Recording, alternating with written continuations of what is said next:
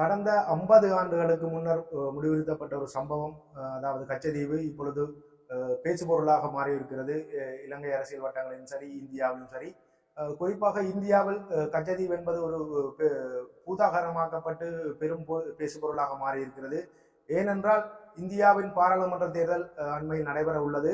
இவ்வாறான நிலையில் தமது பரப்புரைகளை செய்து வருகின்ற பெரும்பான்மையான கட்சிகள் இந்த கச்சதீவை மீண்டும் இந்தியா தம் வசப்படுத்திக் கொள்ள வேண்டும், அதற்கான முனைப்புகளை செய்ய வேண்டும் என்ற தொனிப்பொருளில் தமது பரப்புரைகளை மக்கள் மத்தியில் முன்னிறுத்தி வருகின்றனர்.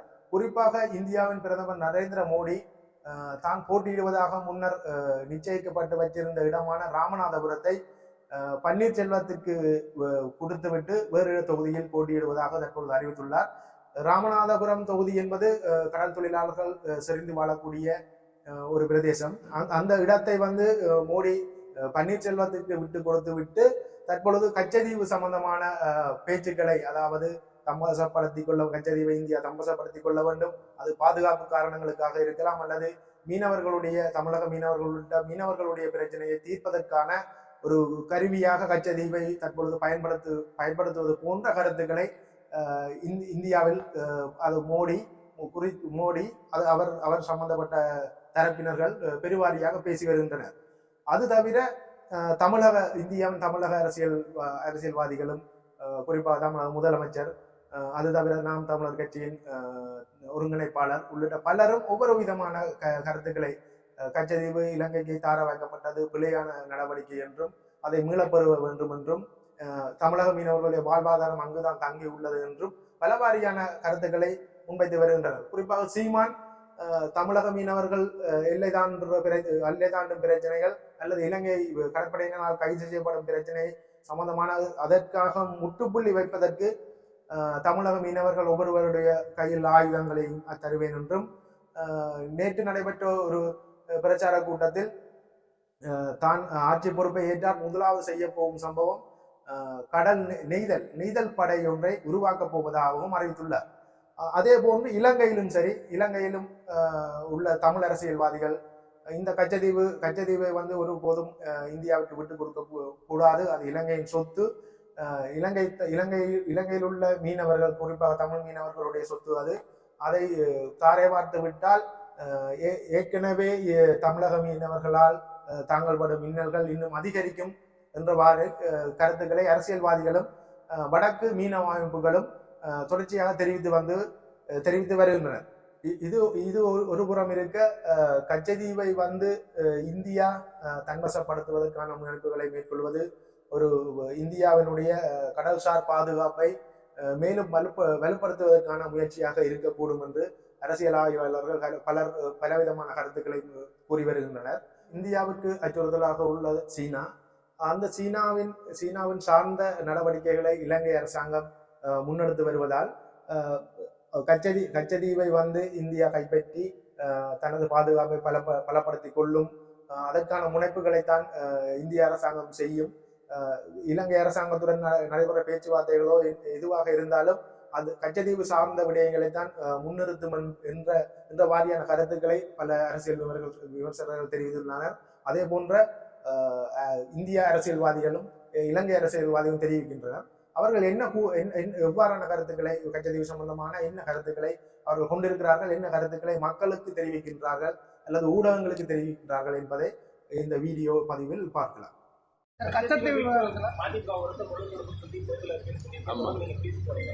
நேற்று இலங்கை மீன்வளத்துறை அமைச்சர் போது தமிழகத்திலோ இந்தியாவிலிருந்து எழக்கூடிய அந்த கோரிக்கைகளுக்கு அடிப்படையே இல்லை. அவர்கள் ஒரு இனத்தையே அழித்த அகம்பாவத்திலும் ஆணவத்திலும் இருந்து கொண்டு பேசுகிற பேச்சு. ஒரு சுண்டைக்காய் நாடு. இங்கே இருக்கக்கூடிய கோடானு கோடி தமிழர்கள் பலத்த மூச்சு விட்டாலே காற்றிலே பறந்து போகக்கூடிய ஒரு நாடு. அவர்கள் நாங்கள் இதை மாற்ற மாட்டோம் என்று சொல்வது அன்றைய சூழ்நிலையில் அன்றைக்கு கச்சத்தீவை இலங்கைக்கு தாரை வார்த்து கொடுக்க அன்றைய நெருக்கடி நிலை காலத்தில் மத்திய அரசு உறுதியாக நின்றது. ஆனால் அதனால் ஏற்படும் பாதிப்புகள், மீனவர்கள் பாதிப்பு, இதையெல்லாம் யோசித்துத்தான் அதற்கு பிறகு கச்சத்தீவை கொடுப்பதில்லை, கொடுத்ததை திரும்ப பெற்றுக் கொள்வோம் என்ற முடிவுக்கு திராவிட முன்னேற்ற கழகமே வந்தது. கச்சத்தீவை கொடுக்கப் போகிறோம் என்று சொல்லுகிற போது சட்டமன்றத்திலே அன்றைய முதலமைச்சர் டாக்டர் கலைஞர் அவர்கள் இதை நாம் கொடுக்க முடியாது, இது நம்முடைய உரிமை என்று சட்டமன்றத்திலே சொன்னார். ஒரு தீர்மானமும் கொண்டு வந்தார். நாடு முழுவதும் அதை பற்றிய விளக்க பொதுக்கூட்டங்களை நடத்தினார். அன்றைக்கு பெரிய மெஜாரிட்டியுடன் சர்வ அதிகாரங்களையும் கொண்ட நெருக்கடி நிலை காலத்தில் மத்திய அரசு அதை பொருட்படுத்தவில்லை, அதை கொடுத்து விட்டார்கள். ஐயா, அந்த விஷயத்துல குறிப்பா அவங்க சொல்றது வந்து திமுக தான் பயந்துட்டு கொடுத்துட்டாங்க அப்படின்னு சொல்றாங்க. எதிர்கட்சிகள் பயங்கர மகிழ்ச்சியோடு கொடுத்தாங்கன்னு நான் சொல்லுவாங்க. இவ்வளவு பெரிய பிரச்சனை ஆயிருக்கு, தமிழ்நாடு பூரா இன்றைக்கு பேசு பொருள் ஆயிருக்கு. இப்போ அவங்க அப்படித்தானே சொல்லுவாங்க எதிர்கட்சியில். உங்களோட நிலைப்பாடு என்னங்கய்யா?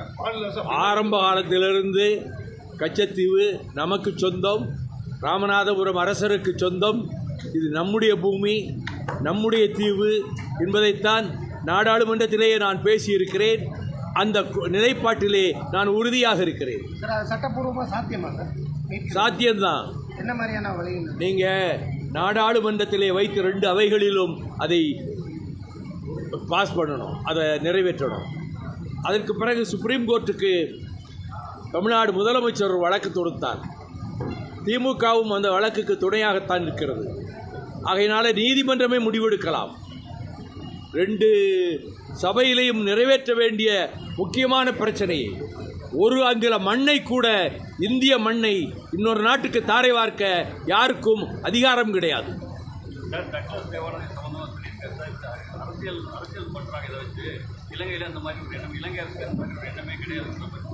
ஒரு நல்ல ஆள் பேரையிலையும் சொல்லியிருக்கீங்க. டக்ளஸ் தேவானந்தா தமிழ் இனத்தின் முதல் எதிரி இலங்கையில். இதில் சட்ட சிக்கல்களையும் விட அரசியல் சிக்கல்கள் கணக்கு இருக்குது. என்னுடைய கருத்துப்படி வரப்போகும் தேர்தலில் மீண்டும் மோடி அவர்கள்தான் இந்தியாவின் பிரதமராக வர இருக்கின்றார். அவ்வாறான மோடி இந்த தேர்தல் காலத்தில் இந்த ஒரு சின்ன இடம் கச்சத்தீவு, அங்கே ஒருத்தரும் இருக்கிற ஆக சென்ட் ஆந்தனிஸ் பியார் கேட்க அதுக்கு போகிறது, மற்றபடி மீன் விலைகளை காய போடுற இடம் அது சம்பந்தமாக இந்தியா பூராகவும் அதை பற்றி கரிசனை எடுத்து சொல்லுகின்றார் என்றால் அது வெறுமனே காங்கிரசுக்கு எதிரான ஒரு செயற்பாடாக நான் பார்க்கவில்லை. அதிலே வேறு ஏதோ ஒரு விஷயம் இருக்கின்றது என்பது என்னுடைய கருத்து. காரணம், தற்போது இந்தியாவுக்கு பலவிதங்களிலும் சில இடர்பாடுகள் வந்து கொண்டிருக்கின்றன.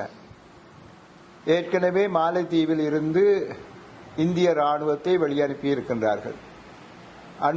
மிக அண்மையிலே அருணாச்சல் பிரதேசத்திலே சீன பெயர்களை சீனா வழங்கி இருக்கின்றது. அதனாலே எதுவும் நடக்காது என்று திரு ஜெய்சங்கர் அவர்கள், கலாநிதி ஜெய்சங்கர் அவர்கள் கூறியது உண்மை. ஆனால் ஏதோ ஒரு விதத்திலே சீன இந்திய உறவு கொஞ்சம் முரண்பட்டு கொண்டு இருக்கின்றது.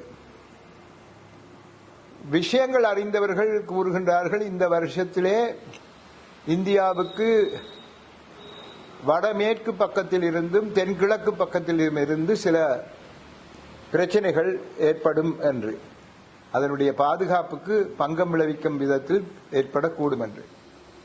ஆகவே இவை எல்லாவற்றையும் எடுத்து பார்க்கும்போது ஒரு நாட்டின் பிரதமராக வரப்போகின்றவர் இந்த சின்ன விஷயம், ஒரு கச்சதீவு 50 வருஷத்துக்கு பிறகு 74 கையெழுத்து வச்சது, இப்ப 24, 50 வருஷத்துக்கு பிறகு இதை பற்றி இந்த நேரத்திலே எதற்காக கூறுகின்றார் என்று பார்த்தோமானால், வருங்காலத்திலே இந்த கச்சதீவு ஒரு முரண்பாட்டுக்குரிய ஒரு விடயமாக இலங்கையோடு சம்பந்தப்படுத்தி எடுக்க வேண்டிய ஒரு கடப்பாடு இந்தியாவுக்கு ஏற்படும் என்று நான் கருதுகின்றேன். என்னதான் சொன்னாலும் எங்களுடைய சிங்கள அரசாங்கங்கள் சீனாவுடன் மிகவும் நெருங்கிய நிலையில் தான் இருக்கின்றார்கள். சீனாவுக்கு கூடிய சலுகைகளை கொடுத்து கொண்டிருக்கின்றார்கள். ஆனால் இந்தியாவுடன் சேர்ந்திருப்பது போன்று காட்டிக் கொண்டிருக்கின்றார்கள். ஆகவே இவ்வாறான ஒரு நிலையிலே இந்தியா